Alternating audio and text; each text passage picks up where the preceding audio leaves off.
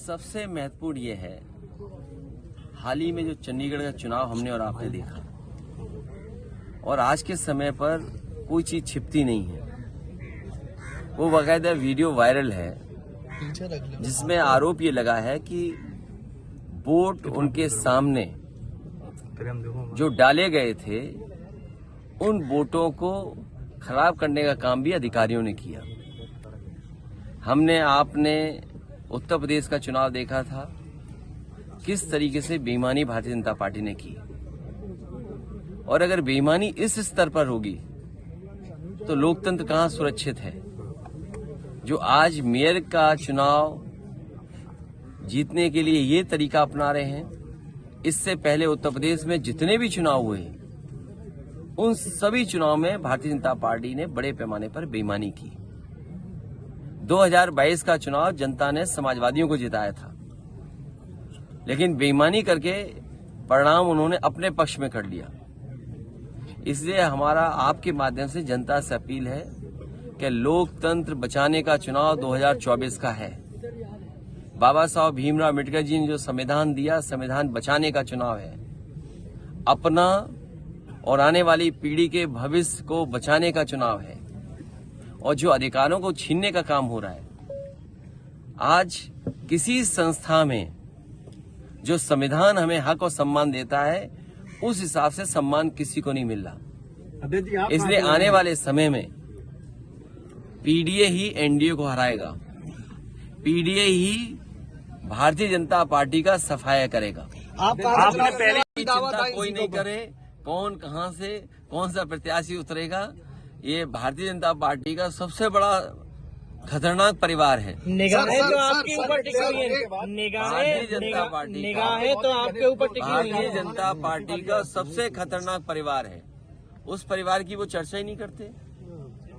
जो सबसे ज्यादा नफरत फैला रहा है परिवार, जो सबसे ज्यादा हमारी संस्कृति को खराब करने का काम कर रहा है। हमारे देश की संस्कृति रही है मिलजुल करके रहने की, मेल मिलाप की संस्कृति है, भाईचारे की संस्कृति है।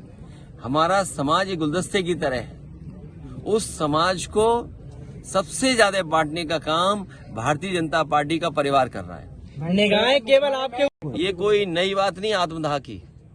अधिकारी लूट रहे हैं। अभी बड़ा अच्छा लगा कि मुख्यमंत्री जी ने ये स्वीकार किया कि गोरखपुर में बहुत भूमाफिया आ गए हैं। अगर आपने अखबार ध्यान से पढ़ा होगा तो आपने पढ़ा होगा कि मुख्यमंत्री जी खुद स्वीकार कर रहे हैं कि गोरखपुर में भूमाफिया आ गए हैं। तो जो भूमाफिया हैं भारतीय जनता पार्टी में बहुत पनप रहे हैं। कोई जिला नहीं बचा जहां पर भारतीय जनता पार्टी के बड़े पैमाने पर भूमाफिया काम न कर रहे हों।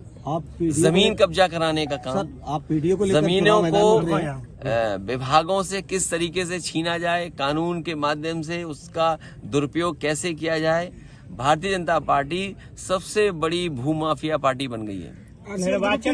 मैं अधिवक्ता और देश के तमाम नागरिकों को और उसके पक्ष में जो लोग हैं जो ये चाहते हैं कि दुनिया में जिस तरीके से वोटिंग हो रही है, अगर हमने आपने जो विकसित भारत का सपना दिखाने का काम किया और देखा हम लोगों ने किस तरह कार्यक्रम चला, विकसित भारत अगर आप बनाना चाहते हैं तो विकसित देशों की हम कुछ नकल करें।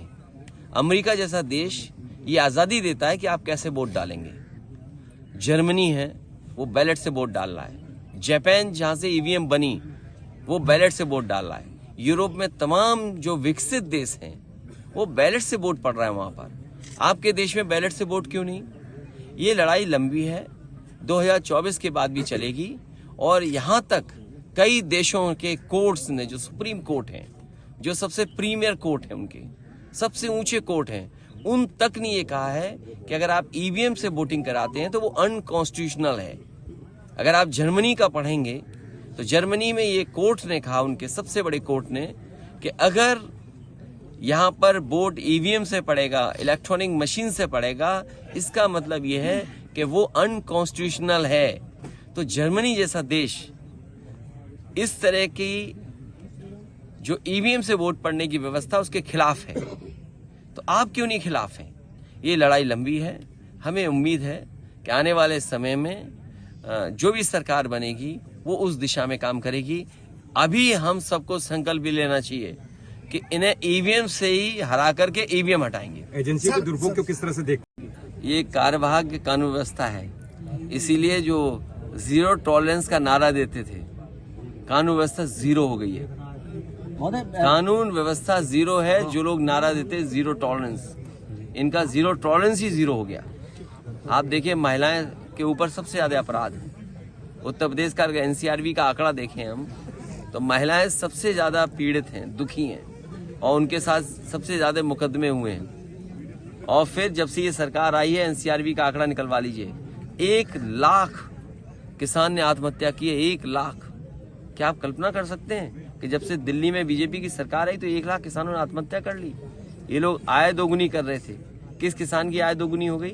जो मंडी बन रही थी, मंडी आधी अधूरी रोक दी गई। जो सामान किसान खरीदा उसमें जीएसटी कितना ले रही है सरकार? बिजली का बिल कितना महंगा है? किसी अस्पताल में इलाज नहीं मिल रहा, दवाई नहीं है। कह रहे हैं हमारी गारंटी है इलाज की, 80 करोड़ लोगों को गारंटी है। गारंटी इस बात की है कि अस्पताल पहुंच जाओगे, इलाज नहीं मिलेगा, इसकी गारंटी है।